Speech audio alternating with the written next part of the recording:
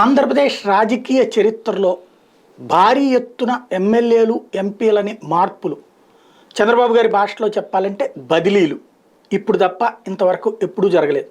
అది అధికార పక్షంలో వైఎస్ఆర్ కాంగ్రెస్ పార్టీలో. ఈ నేపథ్యంలో అనేక మంది అసంతృప్తులు, అసమ్మతులు.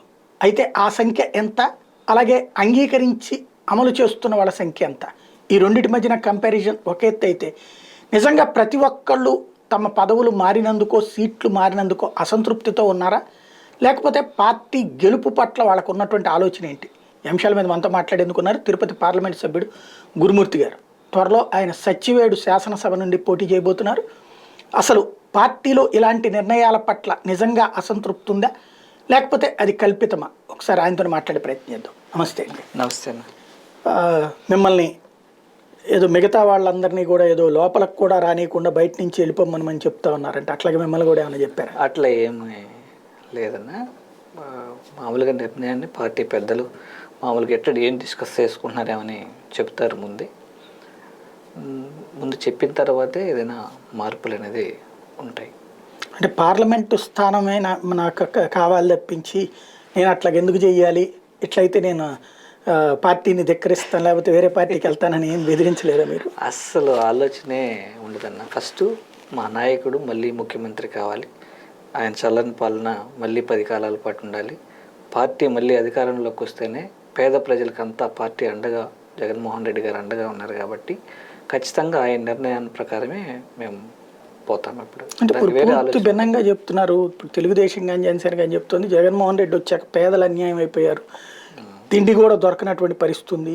అదివరకు చంద్రబాబు గారు అంటే స్వర్ణయుగం ఉండేది, ఇప్పుడు వచ్చాక రాతి యుగం. ప్రత్యేకించి మీ రాయలసీమ ప్రాంతంలో ఇదివరకు రత్నాల సీమగా ఉండేది, ఇప్పుడు వచ్చాక రాళ్లసీమగా మారింది అంటున్నారు. అదన్నీ మీడియా సృష్టి అన్న. వాళ్ళకి మీడియా ఛానల్స్, పత్రికలు ఎక్కువ ఉండడం వల్ల ప్రజల్లో విషయాన్ని నింపడానికి వాళ్ళు ప్రయత్నం చేస్తున్నారు. ఫర్ ఎగ్జాంపుల్ మనం ఒక సత్యవేడు నియోజకవర్గం తీసుకుంటే అక్కడ ఉండే ప్రజల్లో దాదాపు 90.93% ప్రజలకి ఈరోజు డైరెక్ట్గా డీబీటీ ద్వారా 1400 కోట్లని ఇవ్వడం జరిగింది. జగనన్న అమ్మఒడి కావచ్చు, చేయూత కావచ్చు, ఇతరతర అన్ని పథకాల ద్వారా. అంటే ఇప్పటి వరకు స్వాతంత్రం వచ్చినప్పటి నుంచి ఇప్పటి వరకు ఎంతోమంది ముఖ్యమంత్రులు మారారు. ఎప్పుడు గతంలో ఎన్నడూ జరగని విధంగా ఈరోజు 2019 జూన్ నుంచి 23 జూన్ వరకు మనం ఒక సత్యవేడు నియోజకవర్గానికి ఇచ్చినటువంటి డబ్బులే 1400 కోట్లు. పేదల ప్రజల యొక్క కుటుంబాల అభివృద్ధి కోసం, మహిళల అభివృద్ధి కోసం చేసినటువంటి ఖర్చు మాత్రమే అది. గతంలో ఎన్నడూ మీరు అనుభవజ్ఞులు, మీరు ఎన్నో ప్రభుత్వాలు కూడా చూసుంటారు. ఏ ప్రభుత్వంలో జరిగింది? ముందంతా తెలుగుదేశంలో జన్మభూమి కమిటీలని అయ్యని నుండి వాళ్ళు ఏదో కొద్ది తీసుకొని పేదలకు రావాల్సినటువంటి అర్హులైనటువంటి పేదలకు అందేది చాలా కొద్ది మాత్రమే. ఈరోజు అట్లాంటిది ఏమీ లేదు కదా. దళారీ వ్యవస్థే లేదు, డైరెక్ట్గా వాళ్ళ అకౌంట్కే పడుతుంది. గ్రామ సచివాలయాలు, వాలంటీర్లు వాళ్ళ ఇంటికే పోయి అర్హులైన ప్రతి ఒక్కరిని గుర్తిస్తున్నారు. గుర్తించిన ప్రతి ఒక్కరికి ఎలాంటి ఇబ్బందులు లేకుండా వాళ్ళ అకౌంట్కే డబ్బులు పడుతున్నాయి. సో దీంట్లో మధ్యలో వాళ్ళు చెప్పేదానికి ఏం అర్థం ఉంది? టీడీపీ వాళ్ళు చెప్పేదానికి. మీరు జగన్మోహన్ రెడ్డి గారికి వాస్తవంగా చెప్పాలంటే భారతీయ గారి కంటే ఎక్కువ తిరిగినట్టు ఆయన వెనకాల పాదయాత్ర సందర్భంగా చూస్తే కనుక బాగా సన్నిహితంగా చూసుంటారు కదా. ఆయన మీద, ఆయన ప్రవర్తన మీద చాలా పెద్ద ఎత్తున ప్రచారం ఉంది. ఒకటి, చాలా ఎడమెంట్గా ఉంటారు, ఎవరితో మాట్లాడరు, లేదా అసలు పట్టించుకోరు, ఒక అహంకారపూరితంగా ఉంటారు అన్నటువంటిది ఎంతవరకు వాస్తవం? అది కరెక్ట్ కాదన్న. ఆయన ఏంటంటే ప్రతి ఒక్కరిని చాలా గౌరవంగా మాట్లాడతారు. ఆయన నోటి నుంచి ఎప్పుడూ పరుషమైన పదాలు రావు. ఏదన్నా ఒకటి చెప్పాడంటే అది ఖచ్చితంగా మంచి కోసమే చెప్తారు. దాని వెనక ప్రతి ఒక్కరి గురించి మంచిగానే ఆలోచన చేస్తారు. ఒకవేళ ఏదన్నా ఉన్నా కూడా ఆయన ముందే చెప్తారు. అది మార్చుకోకుండా మేమింతే అన్న వాళ్ళ దగ్గర కఠినంగా ఆయన పక్కన పెట్టడమే కానీ, వాళ్ళని ఏమి తిట్టడం కానీ, వాళ్ళని ఏమన్నా ఇతరత్ర చేయడం కానీ, మాట్లాడడం కానీ అట్లా ఏమీ ఉండదు. అది నేనే ఉన్నాను కాబట్టి పక్కన. అది నాయకులను అసలు కూర్చోబెడతారు. సాధారణంగా వీళ్ళందరూ చెప్పేది ఏంటంటే ఆయన ఎదురుగుండా కాలు మీద కాలేసి కూర్చోకూడదు, లేకపోతే రిలాక్స్డ్గా కూర్చోకూడదు, ఒక అదేదో దాన్ని ఏమంటారు ఆఫీసర్ ముందు కూర్చున్నటువంటి విధంగా ఒదిగి కూర్చోవాలంటారు. తప్పన్న. ఈవెన్ మేము పాదయాత్రలో కలిసి ఉండేటప్పుడు కూడా అసలు కూర్చోబెట్టింది ఎవరిని మాట్లాడారు, కూర్చోబెట్టి మాట్లాడతాడు సార్. ప్రతి ఒక్కరిని గౌరవంగా అన్నాన్ని సంబోధించి మాట్లాడతాడు. ఎవరితో అయితే దురుసుగా ఏం ప్రవర్తించారు? దురుసుగా ఏం అసలు ప్రవర్తించదు. నేను చూడలేదన్న. దాదాపు 1.5 సంవత్సరం పాటు 24/7 నేను ఉన్నాను. నా కళ్ళెదురుగా అలా జరిగిన ఒక్క సంఘటన కూడా లేదు. ఆయనకి మీరు ఫిజియోథెరపిస్ట్గా చేశారు, అవును. తర్వాత ఇట్లాగా మీరు అడిగితే ఇచ్చారా, ఆయనంతటా ఆయనగా ఇచ్చారా ఎంపీసీ? ఆయన అంతటా ఆయన ఇచ్చారు. ఎందుకని అకస్మాత్తుగా ఎందుకు అనిపించింది? అంటే పార్టీ కోసం పనిచేసినటువంటి ప్రతి ఒక్క నిబద్ధత అయినటువంటి కార్యకర్తను ఆయన దృష్టిలో పెట్టుకుంటాడు. మమ్మల్ని పట్టించుకోలేదు అట్టా ఎట్టని కొంతమంది అనుకుంటారు, కానీ ఆయనకు ఒక సమగ్రమైనటువంటి ప్రణాళికాబద్ధంగా ఆయన ముందుకెళ్తారు. రైట్. మీకేమని చెప్పారు అప్పుడు? డైరెక్ట్గా ఆయనే చెప్పారా, ఎవరితోనే చెప్పించారు మీకు తిరుపతి పార్లమెంట్? టీవీలో రావడమే చూడటం అంతే. ఆయన ఏం చెప్పలేదు? చెప్పలే. టీవీలో చూశాక మీరు వెళ్ళి అడిగారా?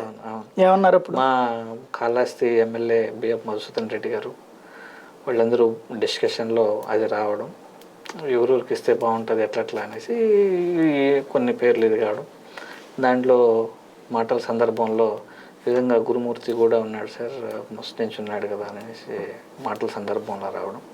దాని తర్వాత అంతా ఎమ్మెల్యేలు మీటింగ్ జరగడం, ఆ మీటింగ్లో అనౌన్స్ కావడం. మళ్ళీ దాని తర్వాత తలసిల రఘురామ్ అన్న నాకు ఫోన్ చేయడం, నీ పేరు డిస్కషన్ వచ్చినది గురు అని. నేను అన్న ఇది నిజమా? మళ్ళీ నేను ఇప్పుడు ఒక ఉద్యోగం ఇచ్చున్నారు చేసుకుంటున్నాను, ఇది కాకుండా మళ్ళీ ఇప్పుడు నిజమేనా అని అంటే అవును నిజమే డిస్కషన్ వచ్చిందని. మళ్ళీ టక్కన అంతా మీడియాలో అంతా రావడం, తర్వాత అట్లా. అంటే నెలవారీ జీతం మీకు ఎంత ఉండేది అప్పుడు? అప్పుడు 2,70,000 అన్నీ కలిపి వచ్చేది, అలవెన్స్లు A to Z అన్నీ కలిసి. ఇప్పుడు మరి ఒక 100-150 కోట్లు ఖర్చు అంటారు కదా ఒక పార్లమెంట్ సభ్యుడు అంటే, అంత సంపాదించుకున్నారా మీరు? నాకు వచ్చేది 1,85,000 వస్తుంది జీతం ఎంపీకి. ఇప్పుడా? ఇప్పుడు. అదేంటి ఎంపీ అంటే నెలకు 25-30 లక్షలు మినిమం సంపాదిస్తారంటారు? అది తప్పన్నా. వచ్చే జీతం 1,85,000, 40,000 రూపాయలు పిఎల్కి ఇస్తారు, వాళ్ళే గవర్నమెంట్ ఆఫ్ ఇండియా వాళ్ళ అకౌంట్లో ఇస్తుంది. అక్కడ ఇల్లు ఇస్తుంది ఉండడానికి. రాను పోను ఫ్లైట్ టికెట్లు 36 టికెట్లు ఇస్తుంది సంవత్సరానికి. ఇంతే. 36 టికెట్లు? 36 టికెట్స్ ఇస్తుంది రాను పోను కలిపి. రాను పోను కలిపి. మరి 100 ఒక తిరుపతి లాంటి చోట్ల పార్లమెంట్ అంటే కనీసం 100-200 కోట్లు ఖర్చు అవుతాయి కదా, ఎలా చేశారు మరి మీరు? ముఖ్యమంత్రి వర్యులు ఒక మంచి డెసిషన్ తీసుకున్నాను. ఇప్పుడు ప్రతి దీంట్లోనూ డబ్బులు ఖర్చు పెట్టి చేయడం జరుగుతుంది కదా, అందుకని దీన్ని మనం ఈ సిస్టమ్ను మార్చాలా, ఈ సిస్టమ్ నుంచి బయట వస్తేనే ప్రజలకి మంచి జరుగుతుంది, సమాజానికి మేలు జరుగుతుంది. ప్రతినిత్యం డబ్బులు ఖర్చుతో కూడుకుంటే వాళ్ళు వ్యాపారాలు చేయడం, ప్రజల సమస్యల మీద అంత ఎక్కువ దృష్టి పెట్టలేరు. వాళ్ళు సొంత వ్యాపారాలు చేసుకొని డబ్బు సంపాదించుకొని మళ్ళీ వచ్చి ఖర్చు పెట్టాల్సి వస్తుంది కదా ఎలక్షన్లో. సో ఆ సిస్టమ్ని చేంజ్ చేసినట్లయితే, డబ్బులు లేకుండా మనం ఎలక్షన్కి వెళ్ళగలిగితే, ఓటుకి డబ్బు ఇవ్వకుండా, సో అక్కడ ఖచ్చితంగా వాళ్ళు ప్రజా సమస్యల మీదే ఫోకస్ చేయబడతారు, ప్రాంతం కోసం పనిచేస్తారు, పార్టీ కోసం పనిచేస్తారని డెసిషన్ తీసుకొని నా ఎలక్షన్లో ₹1 కూడా ఓటుకి ఇవ్వలేదు. నిజమా? నిజం. డబ్బులు పంచకుండా గెలిచారు? పంచకుండా. ఆయన చరిష్మాతో, ఆయన అప్పటి వరకు చేసినటువంటి కార్యక్రమాలు, జగన్మోహన్ రెడ్డి గారి మీద నమ్మకంతో ప్రజలు ఆయన పిలుపు మేరకు నన్ను ఆశీర్వదించడం జరిగింది. ఈ దొంగ ఓట్లు ఎవరు ఏర్పాటు చేశారు? మీరా, స్థానిక నాయకులు ఏర్పాటు చేశారు? దొంగ ఓట్లు అనేది ఏం లేదన్నా, ఈ మీడియా సృష్టి టీడీపీ వాళ్ళు ఏం చేస్తూనే ఉంటారు కదా. అంటే ఫేక్ ఐడి కార్డులతో కొంతమంది పట్టుబట్టడం అది జరిగింది కదా, బీజేపీ ఆవిడ శాంత గారు ఎవరు కూడా చేశారు. అది ఏదో ఒకటి బురద చల్లడానికి చేస్తూనే ఉంటారు, సహజమే కదా రాజకీయాల్లో. అంత మెజార్టీతో గెలుస్తారని మీరు అనుకున్నారా? అంటే సీఎం గారు ముందే ప్రిడిక్ట్ చేశారు. ఇంకా మీటింగ్లో ఏం చెప్పారంటే, మనం నిబద్ధతతో కష్టపడి పనిచేద్దాం, నాకు ఎంత మెజారిటీ వచ్చిందో అంత మెజారిటీ మనం తిరుపతిలో కూడా రావాలి మనకు అనేసి సార్ చెప్పడం. మా నాయకులు కానీ, అక్కడుండే ప్రజలు కానీ, లోకల్ మా ఎమ్మెల్యేలు కానీ, మా స్థానిక నాయకులు అందరూ కూడా చాలా నిబద్ధతతో పనిచేసి ప్రజలు కూడా అంతే కోఆపరేట్ చేసి ఆ కోవిడ్ టైంలో చాలామంది చనిపోవడం జరిగింది, చాలామంది అనారోగ్యం బారిన పడడం జరిగింది. సో అలా వాళ్ళందరి కష్ట ఫలితం నేను ఎంపీ కావడం జరిగింది. పార్లమెంట్ సభ్యుడు అయ్యాక ఎంత సంపాదించుకుని ఉంటారు మీరు? నాది అకౌంట్ కూడా చూసుకోవచ్చు అన్న, ఎంక్వైరీ చేసుకోవచ్చు. Of the record of the record కానీ ఆన్ ద రికార్డ్ కానీ నేను అఫిడవిట్ వేస్తా కదా. ఇప్పుడు ఎలక్షన్కి పోవాలి కదా, ముందు ఎంత ఉందో అంతే ఉంటుంది. కానీ బ్లాక్ ఏం దాచలేదా? ఎవరు ఇస్తారు మనకు? నేను ఇప్పటి వరకు పనిచేసినటువంటి పనులన్నీ కూడా ప్రాంతం కోసం పనిచేశాను, అట్లా వదిలిపెట్టేశాను. కానీ ఏ ఒక్క కాంట్రాక్టరు, ఏ ఒక్క లాబీయిస్టు, ఏ ఒక్క ఇది కానీ మా ఆఫీస్కి వచ్చింది లేదు, పేద ప్రజలు తప్ప. అంటే సాధారణంగా ఎంపీ అంటే ఈ నేషనల్ హైవేస్, కేంద్ర ప్రభుత్వ పథకాలు ఇట్లాంటి వాటిట్లలో సంపాదించుకుంటారంటారు. అంటే అట్లాంటి ఏ పనులు జరగలేదా మీ నియోజకవర్గంలో? చాలా దాదాపుగా నా నియోజకవర్గం Tirupati, in and around Tirupati parliament సెగ్మెంట్లో జగన్మోహన్ రెడ్డి గారి యొక్క నాయకత్వంలో, ఆయన ఆదేశానుసారం మా ప్రభుత్వం పనిచేయడం జరిగింది. ఈ 2019 నుంచి ఇప్పటి వరకు ఇన్ అండ్ అరౌండ్ తిరుపతి 698 కిలోమీటర్లు నేషనల్ హైవే కనెక్టివిటీకి అనుమతులు సంపాదించడం జరిగింది. 698 కిలోమీటర్లు. ఓకే, హైవే అంటే నేషనల్ హైవే. దాదాపుగా 15,128 కోట్ల రూపాయల వర్తాయి. ఓకే. సో అవన్నీ కొన్ని టెండర్ స్టేజ్లో ఉన్నాయి, కొన్ని మొన్న టెండర్లు పిలిచి పనులు జరుగుతూ ఉండేటివి కొన్ని ఉన్నాయి. ఇట్లా ఎవరినైనా మీరు ఓపెన్గా అడగచ్చు, తిరుపతి ఎంపీ ఆఫీస్ నుంచి మీకు ఏమన్నా కాల్ వచ్చిందా, పోనీ మీరేమన్నా పోయి తిరుపతి ఎంపీని కలిసారా? ఓపెన్గా చెప్తున్నా కదా, మీడియా ముఖంగా మీరు అడగవచ్చు. మీరు అక్కడ సాధారణంగా మిగతా ఎంపీలందరూ రోజు రాజకీయ స్టేట్మెంట్లు ఉంటాయి, విమర్శలు ఉంటుంటాయి, లేకపోతే ఇది ఉంటుంది. మీరు ఎప్పుడు ఆ పొలిటికల్ ఆస్పెక్ట్లో కనిపించరు. ఏం చేస్తుంటారు మీరు? అన్న, తిరుపతికి జియోగ్రాఫికల్ అడ్వాంటేజ్ చాలా ఎక్కువ ఉంది. అది మన రాష్ట్రానికి ఒక వనరుగా భావించవచ్చు తిరుపతిని. ఇప్పుడు ఫర్ ఎగ్జాంపుల్ మాల్దీవ్స్ ఇష్యూ వచ్చింది, మనం అన్ని న్యూస్ ఆర్టికల్స్లోనూ అన్నీ కూడా మనం చూసాం. మన దేశం నుంచి మాల్దీవ్స్కి వెళ్ళే వాళ్ళ సంఖ్య సంవత్సరానికి 2.5 లక్షలు, 3 లక్షలని. అట్లాంటిది ఒక రోజుకి 2 లక్షల మంది తిరుపతిలో ఉంటారు. అంటే సంవత్సరానికి 6 కోట్ల మంది ఉంటారు. ఈ 6 కోట్ల మంది సాలీన ఒక రోజుకి, అంటే 6 కోట్ల మందిలో ఒక 30 to 30% పబ్లిక్ అనుకున్నాం. ఈ 30% ప్రజల్ని ఒక 4 రోజుల పాటు తిరుపతి పరిసర ప్రాంతాల్లో కానీ తిప్పగలిగితే, వాళ్ళు రోజుకి 2,000 రూపాయలు ఖర్చు పెట్టగలిగితే, మన రాష్ట్రానికి మినిమం 15,000 కోట్ల రూపాయల జిఎస్టీ వసూలు జరుగుతుంది ఒక్క తిరుపతి ప్రాంతం నుంచే. సో ఆ మంచి ఇన్ఫ్రాస్ట్రక్చర్ కానీ క్రియేట్ చేయగలిగితే చాలా అద్భుతంగా మన రాష్ట్ర అభివృద్ధిలో కీలక భూమిక పోషిస్తుంది Tirupati parliamentary segment. Only soft economy మాత్రమే. దీనికోసం ఒక మంచి థీమ్ పార్క్ ఏర్పాటు చేయాలని యుఎస్ వెళ్ళడం జరిగింది, యూనివర్సల్ స్టూడియోస్కి పోవడం జరిగింది. సో కొన్ని స్టూడియోస్ నేను, మా కాళహస్తి ఎమ్మెల్యే బిఎఫ్ మధుసూదన్ రెడ్డి గారు కూడా పోయి అక్కడ వాళ్ళతో కొంత మాట్లాడాము. సో ఇంకా 1-2 ఈ థీమ్ పార్క్స్ వాళ్ళతో కూడా మాట్లాడడం జరిగింది.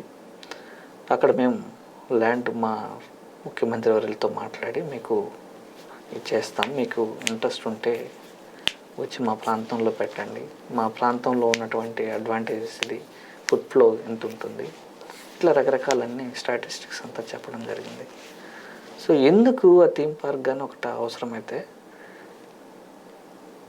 ఇప్పుడు స్పిరిచువల్ థాట్తో నడుస్తారు పెద్దలు, వాళ్ళతో పాటు వచ్చే పిల్లలు. అంటే ఒక కుటుంబం వస్తే కుటుంబంలో ఉన్నటువంటి అన్ని సెక్షన్ ఆఫ్ పబ్లిక్కి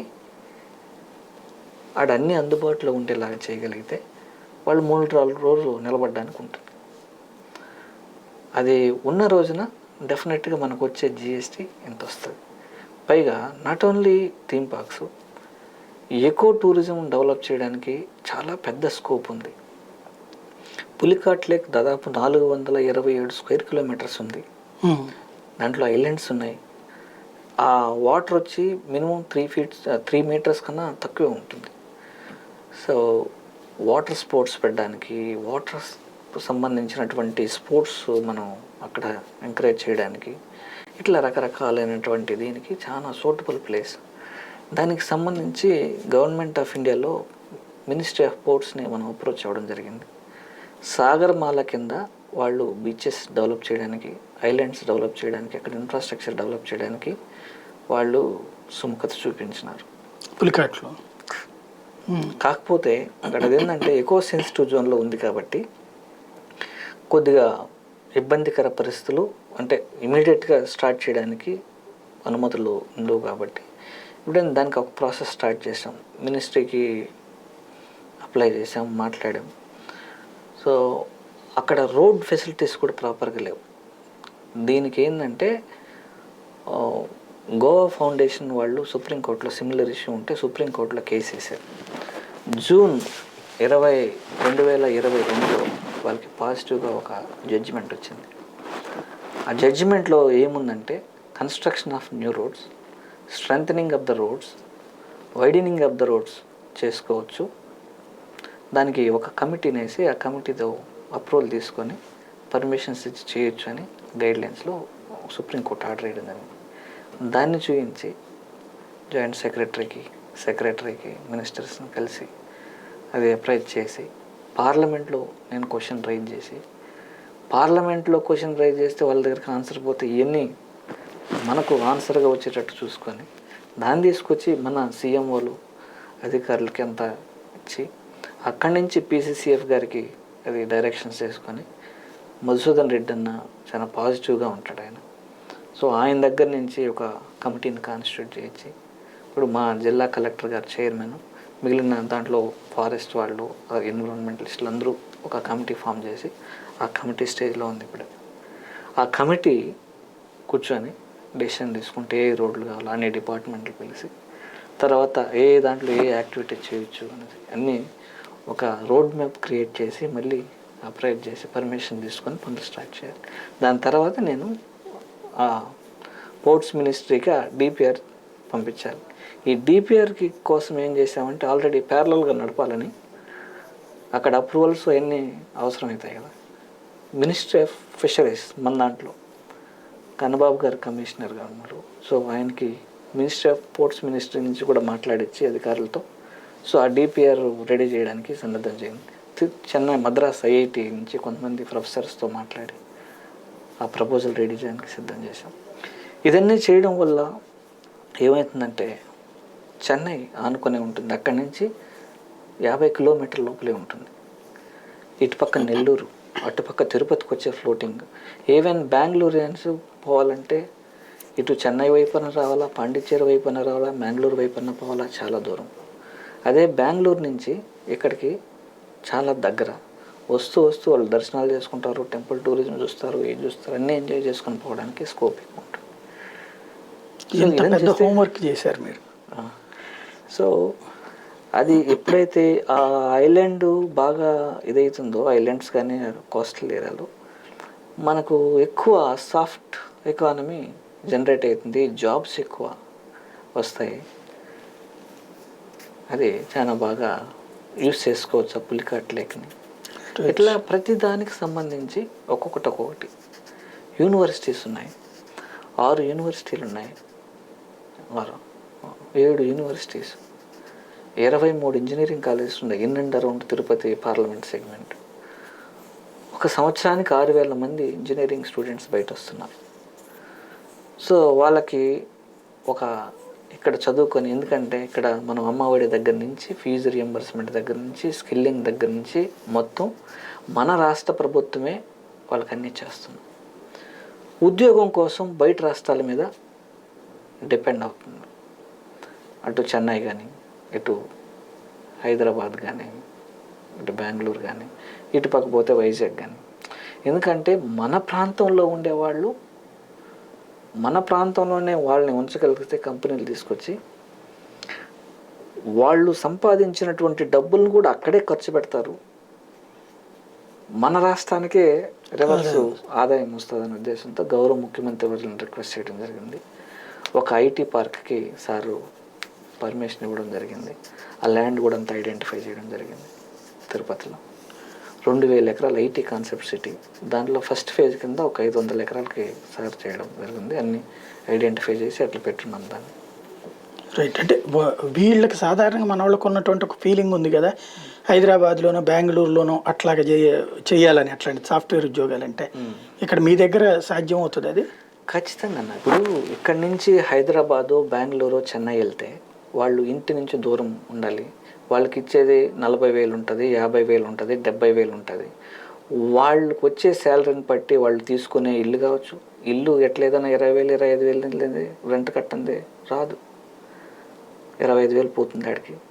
తర్వాత డైలీ ఎక్స్పెన్సెస్, వాళ్ళ పెట్రోల్ తిరగడానికి రకరకాలన్నీ ఖర్చులు పోను వాళ్ళకి మిగిలేది 10,000, 15,000 మిగులుతుంది ఒక నెలకి.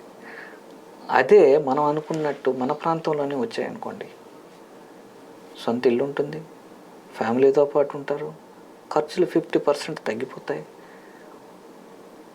వాళ్ళ ఆదాయం అనేది అక్కడికన్నా ఇక్కడ ఎక్కువ పెరుగుతుంది. ఎప్పుడైతే ఆదాయం పెరుగుతుందో ఆటోమేటిక్గా వాళ్ళ కొనుగోలు శక్తి అనేది బాగా పెరుగుతుంది.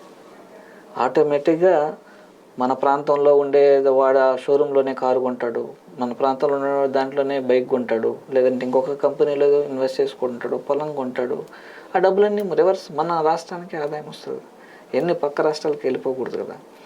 ఆ ఉద్దేశంతో గౌరవ ముఖ్యమంత్రి వీళ్ళు ఆలోచన చేసి అక్కడ పెట్టడానికి ముందుకు రావడం జరిగింది. సాధారణంగా ఎంపీలు అంటే మనం ఏం కాంట్రాక్టులు సంపాదించుకోవాలి, లేకపోతే కనుక ఏ కాంట్రాక్ట్ మనం తీసుకుంటే ఎంత వస్తుంది, ఈ టైప్ ఆలోచిస్తుంటారు, లేకపోతే రాజకీయంగా అవతల వాళ్ళని దెబ్బతీయడానికి అని చూస్తారు.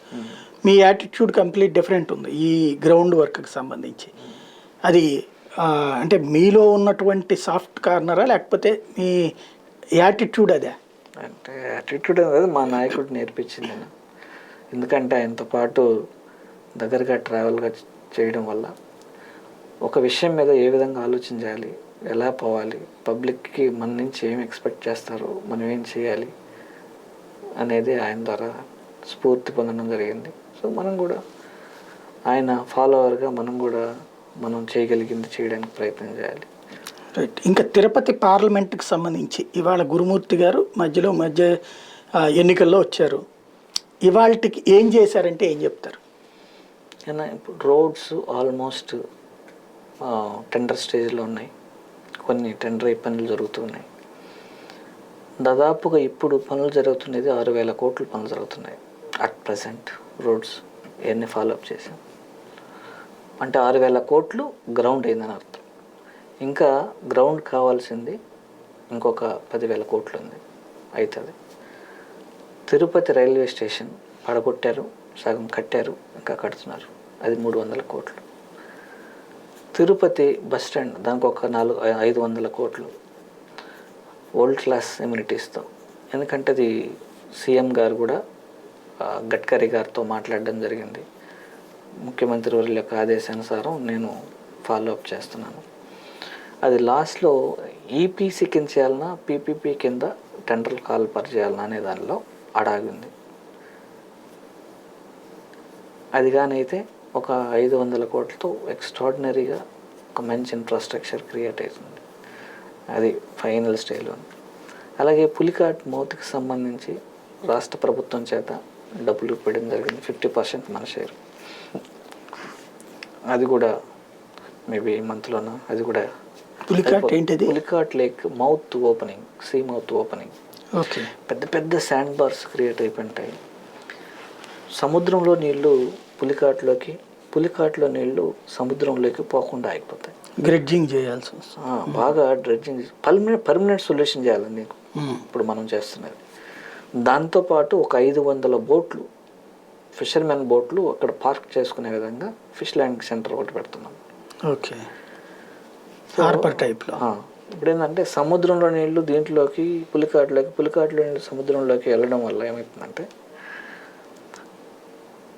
ప్రాపర్గా ఫిష్ కల్చర్ కానీ ప్రాన్ కల్చర్ కానీ బాగా పెరుగుతుంది. ఫిషర్మెన్ కమ్యూనిటీకి లైవ్లీహుడ్ దొరుకుతుంది.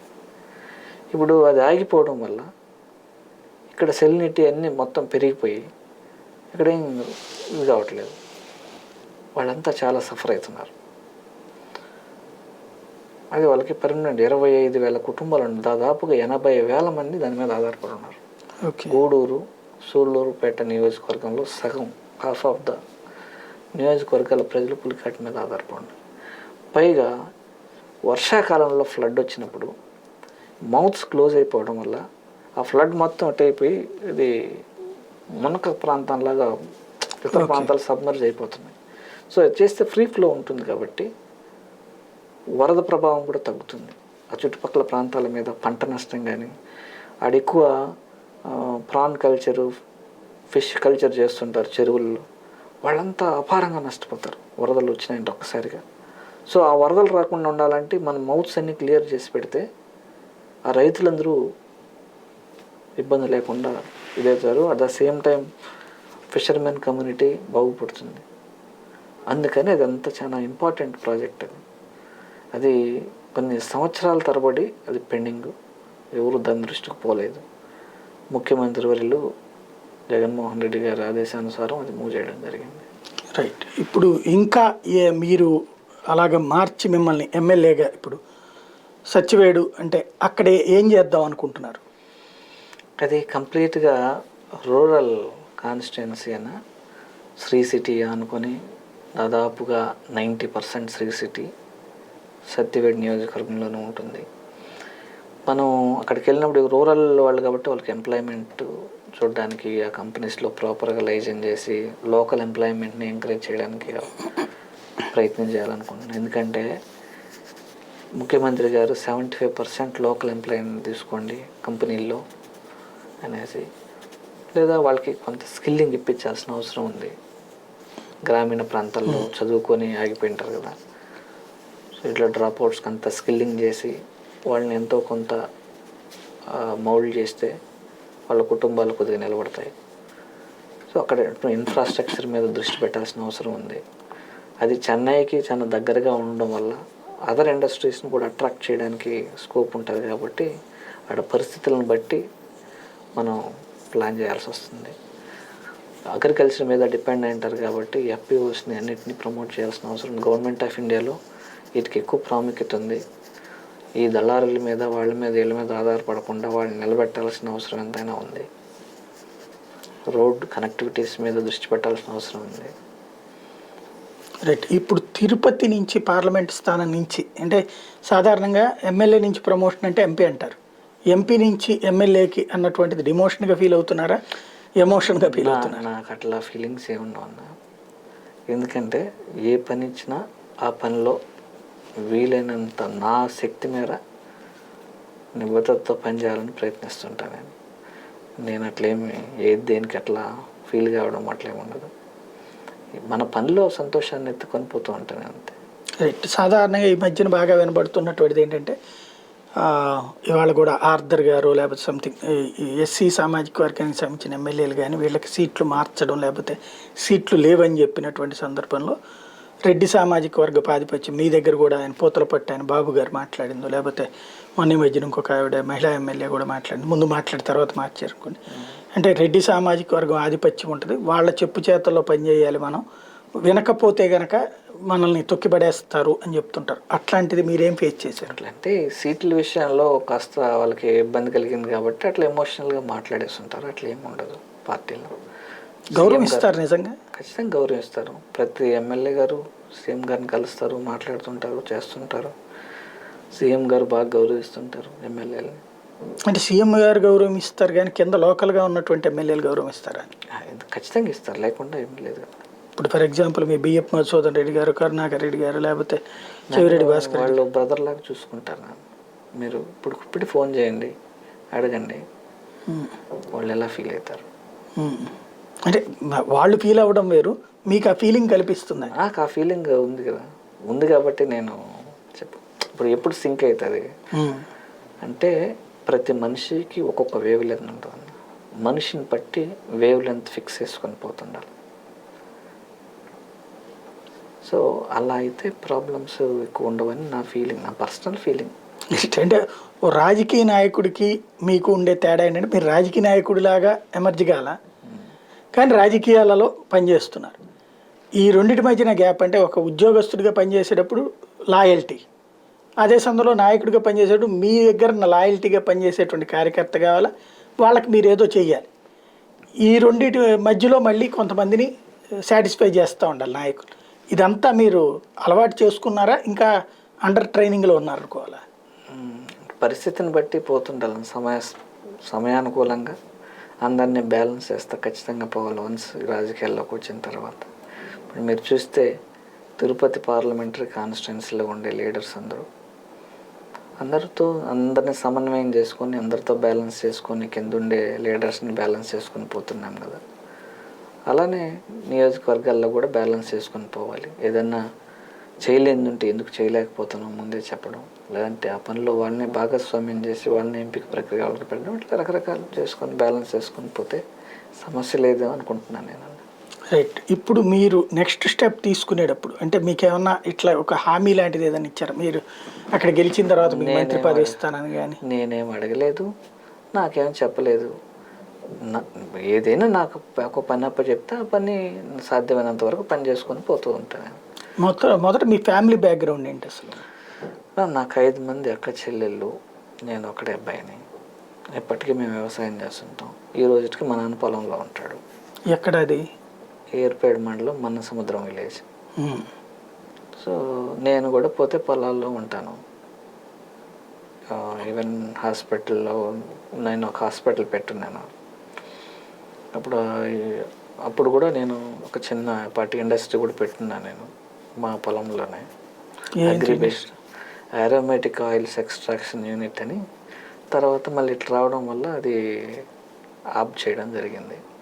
అట్లా నాకు అగ్రికల్చర్ అంటే చాలా ఇంట్రెస్ట్, దాన్ని పోతూ ఉంటుంది దాన్ని బట్టి. ఓకే.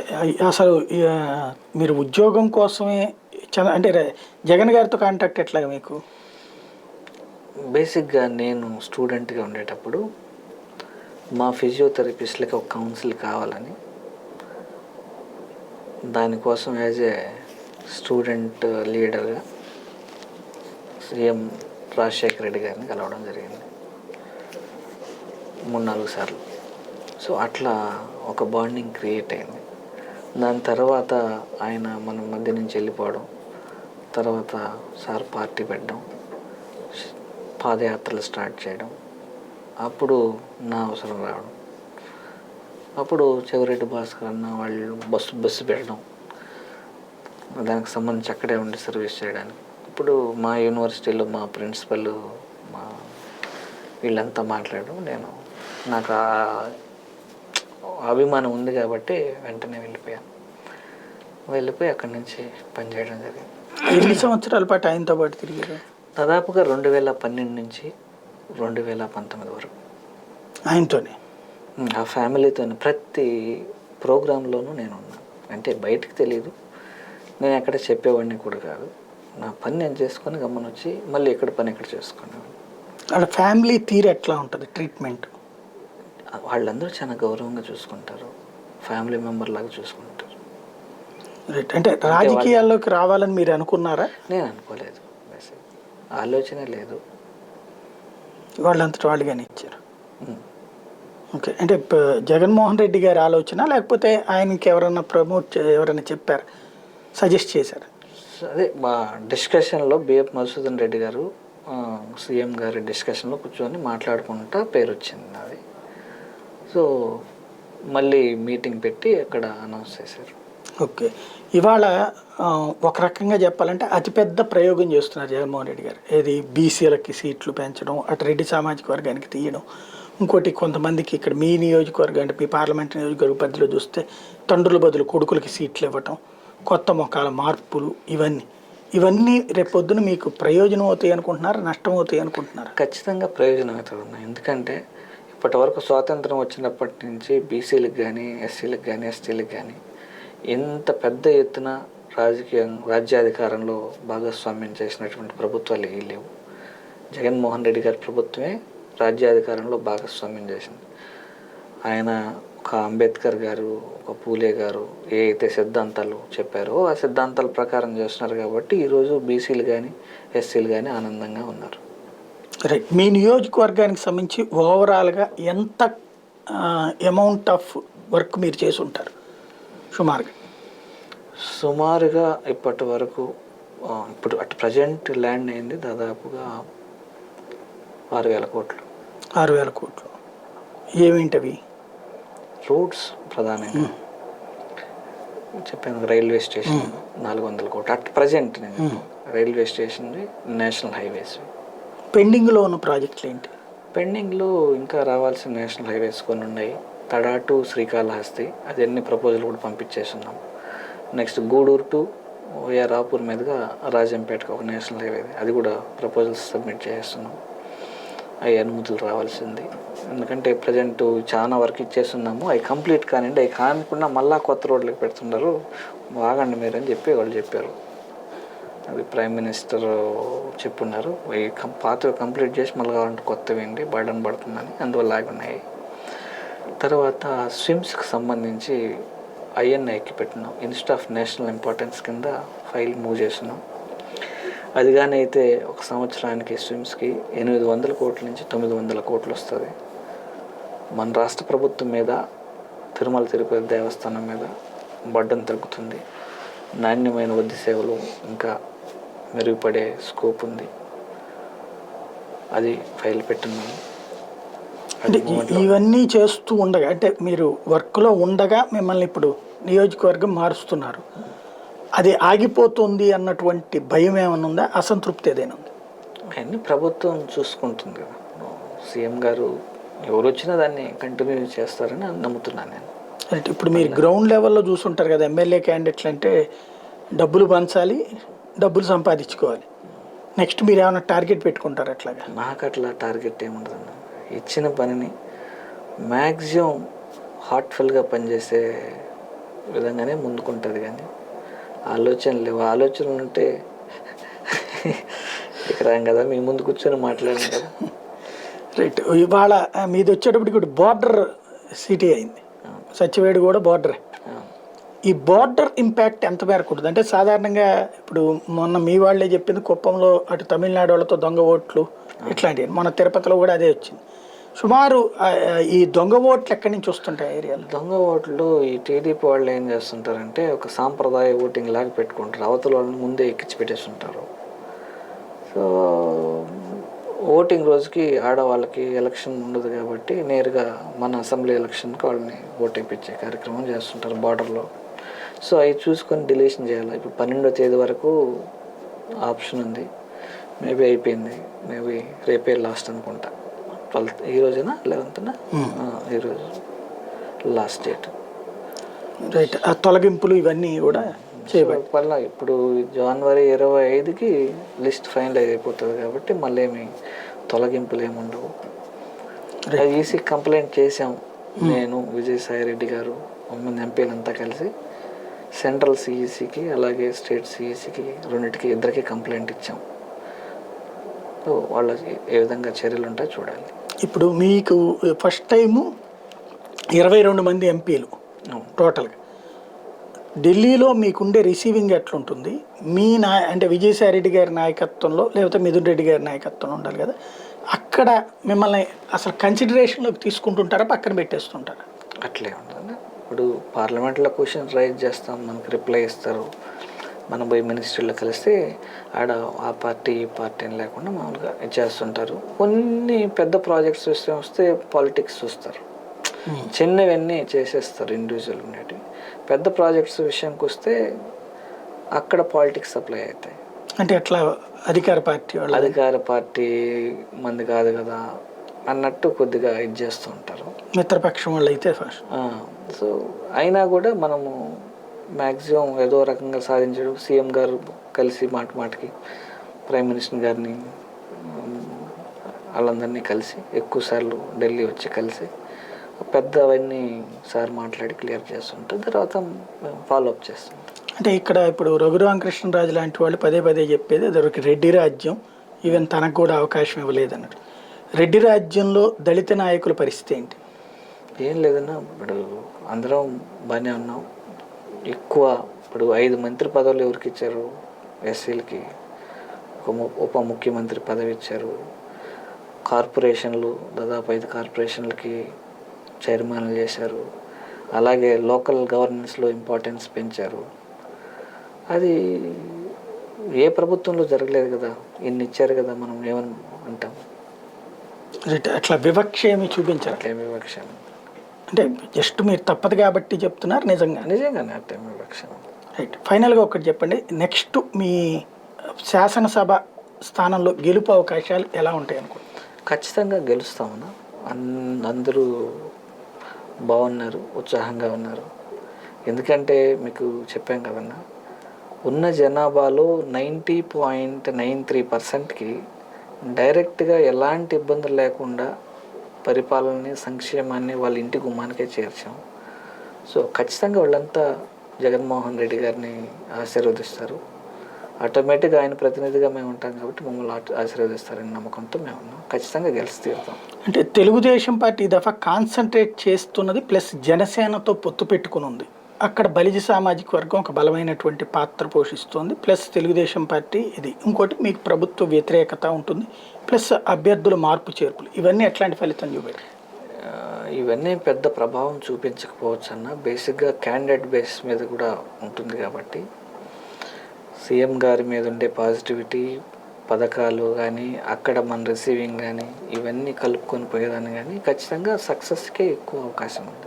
ఇప్పుడు సచ్చివేడి ఎమ్మెల్యేని తీసుకెళ్ళి అవతలకి మా తిరుపతి ఎంపీగా చేశారు, మిమ్మల్ని ఎంపీని తీసుకొచ్చి సచ్చివేడికి వేశారు. ఇప్పుడు తెలుగుదేశం భాషలో చెప్పాలంటే, ఒక చోట పనికి రానటువంటి వ్యక్తిని తీసుకెళ్ళి ఇంకొక చోటకి చేస్తే, ఇప్పుడు ఇక్కడ పనికి రానటువంటి వాళ్ళని అక్కడికి చేరిస్తే, ట్రాన్స్ఫర్ చేస్తే ప్రయోజనం ఏంటంటుంది? అట్లా సర్వీసెస్ అది ఇంటర్నల్ మ్యాటర్ అన్న. పార్టీకి ఎక్కడ అవసరమో అక్కడ వాడుకుంటూ ఉంటుంది. దానికి దీనికి సంబంధం లేదని నేను అనుకుంటున్నాను. ఎందుకంటే అక్కడికి పోయిన వ్యక్తి అందరినీ కలుపుకొని ఏదన్నా అటు ఇటు ఉన్నా కూడా బ్యాలెన్స్ చేసుకొని ముందుకెళ్తుంటారు. పార్టీ ఎవరెవరు ఎక్కడెక్కడ ఉపయోగపడతారనేది చూసుకొని అటు సామాజిక సమీకరణల ప్రకారం చేంజ్ చేస్తూ ఉన్నారు. Thank you.